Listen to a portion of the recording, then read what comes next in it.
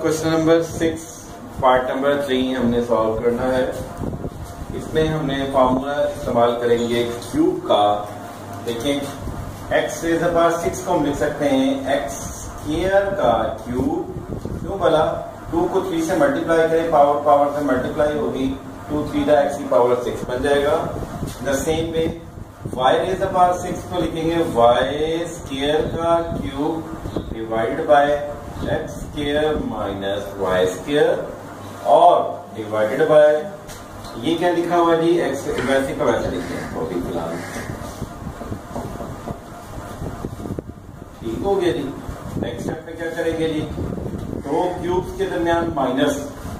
हमारे पास फॉर्मूला होता है यहाँ पर दो क्यूब्स के दरमियान माइनस के लिए a cube minus b cube equal होता है a minus b into A square plus A B plus B square.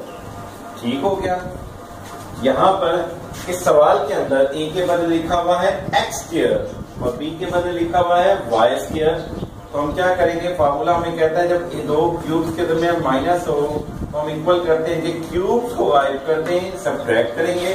The same way bracket के अंदर क्या लिखा हुआ है, X square minus Y square. मैंने इनके क्यूब्स को गायब किया और सब्ट्रैक्ट किया। फिर नेक्स्ट ब्रैकेट पे लिखेंगे मल्टीप्लाई होगा ए स्क्वायर, यानी कि ब्रैकेट के अंदर जो चीज लिखी हुई है ए की वैल्यू जो कि एक्स स्क्वायर है उसका स्क्वायर, ये बनेगा एक्स स्क्वायर का स्क्वायर प्लस ए बी, यानी कि ब्रैकेट के अंदर एक्स स्क्वायर, ये हमारे पास हो गई ए की वैल्यू और बी मतलब वाई स्क्वायर। फिर है प्लस बी स्क्वायर, तो मैं लिखूंगा प्लस बी का स्क्वायर। बी हमारे पास क्या है, ब्रैकेट के अंदर लिखी हुई value that is Y square का square whole divided by X square minus Y square divided by हमारे पास क्या लिखा हुआ है जी, वैसे का वैसा X raise the power 4 plus X square Y square plus Y raise the power 4। Next step पे जाने से पहले देखें ये दोनों लाइक टर्म म्यूचुअली आपस में क्या हो जाएंगी, कैंसिल हो जाएंगी।